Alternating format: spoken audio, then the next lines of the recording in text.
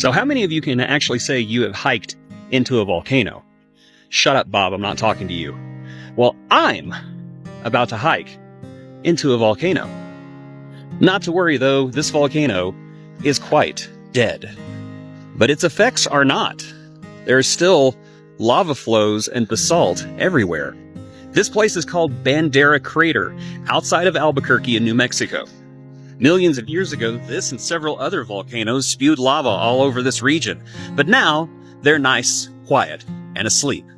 And unless I'm the very first victim of a Roland Emmerich disaster movie, hopefully it'll stay that way.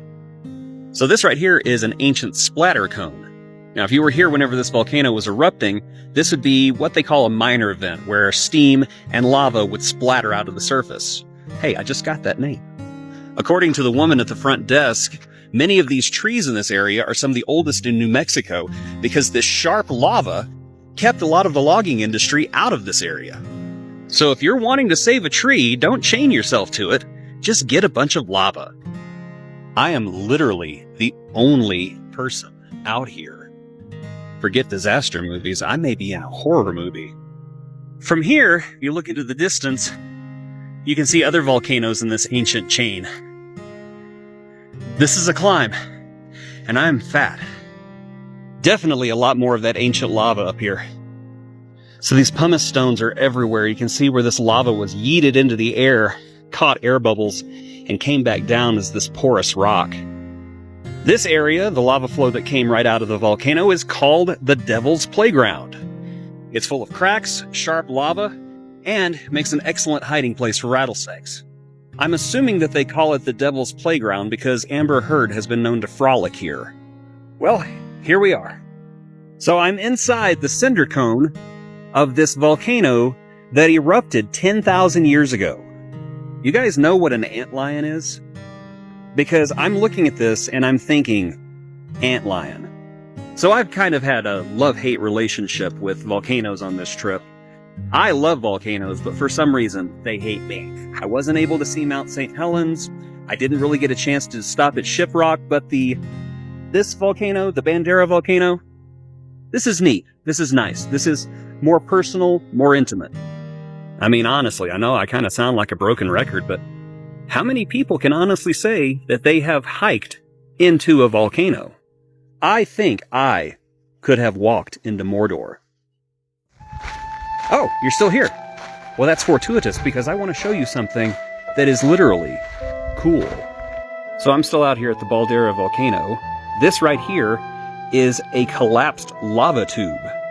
Now, lava tubes are, if you don't know, whenever lava solidifies on the surface, but stays liquid on the inside, creating kind of a subway of lava under the surface that you can't see. When the lava stops flowing, the tubes empty out, and they create these hollow cavities under the earth. And I'm about to go inside one.